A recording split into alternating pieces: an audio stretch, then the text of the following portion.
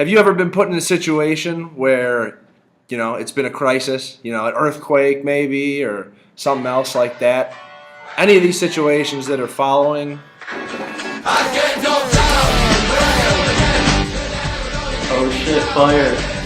Implementing effective crisis management strategies is very important to a company because it saves them from the potential aftermath of a crisis as well as the in-crisis situations. The aftermath of a crisis can be financial, it can be, emotional in the employees, a number of things. Basically, reason you got to take our strategy here is because you're going to need it. In order to show you how effective and important our crisis management strategy can be, we're going to run you through a little scenario here in which a company undergoes a product recall and they're facing scrutiny from a bunch of different other companies, suppliers, and especially the news and the families of the people affected by the product recall. There might have been deaths or something else that ensued from the faulty products. So we're going to put you in a little conference room with 4 employees of the company, and they're going to pretty much run through the process of formulating a statement. We have a product recall on our flux capacitor. It has caused 7 deaths, 20 injuries, with only 1,000 product out there. We're continuing to make this product. It's a serious problem, and we need to come up with some ideas for what we're going to say to the public about our recall. I say we deny it all. Are you serious?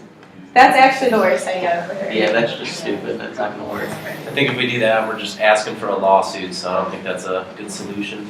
Any other ideas, guys? Say maybe doing something along, just releasing a statement that says, like, no comment on the situation right now. Don't know what's really going on. That's probably dumb too. Yeah. I would say that's a bad idea. As you may have noticed here in this particular scene, kid in the purple sitting at the table got really flustered, really worked up. See, this is one of the things that we'd like to try and prevent in our crisis management strategy manual. It's always really good to have a good team collaborative atmosphere and avoid conflict such as you just saw. So in situations like this, it's a job of co-workers, but they got to notice these things, the stress indicators such as sweating, ventilating, trembling, things like that. We'll show all of those to you right now. This is what you got to look out for. Yeah, that's some sweat right there.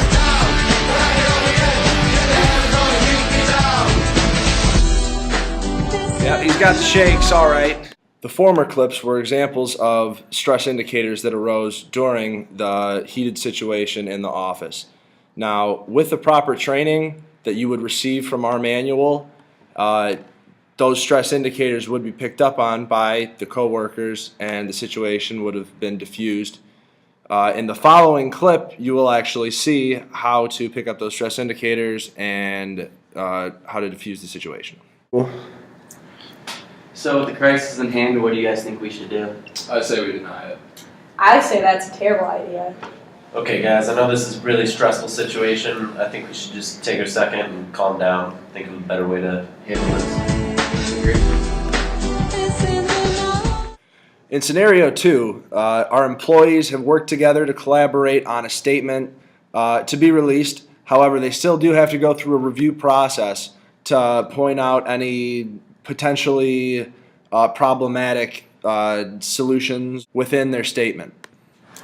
At this time, we take no responsibility for the crisis at hand. We have no remorse for the victims or their families.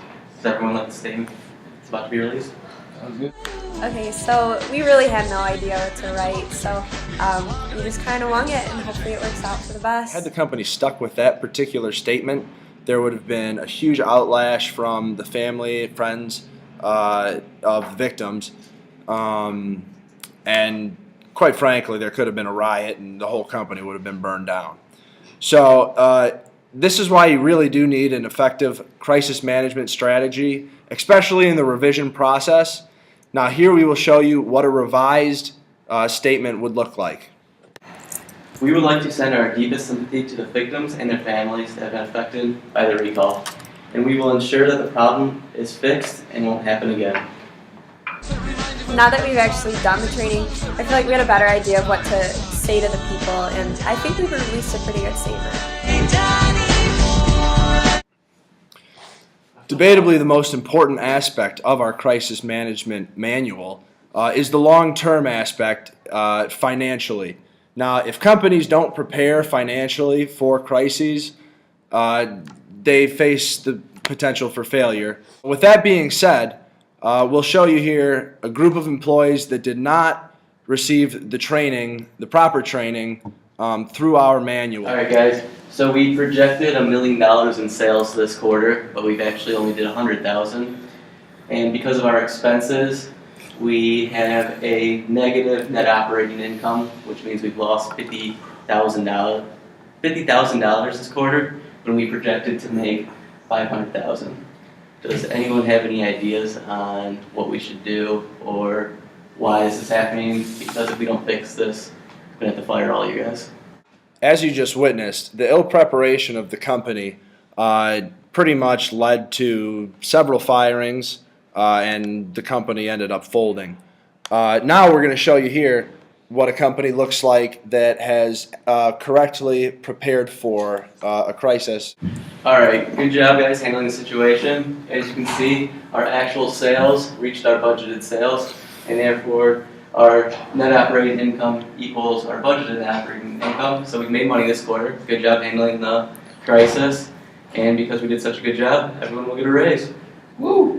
In summation, we here at Group 1 stress the importance of a successful conflict management strategy, which is why we produce the best conflict management strategy manual that there is on the market today.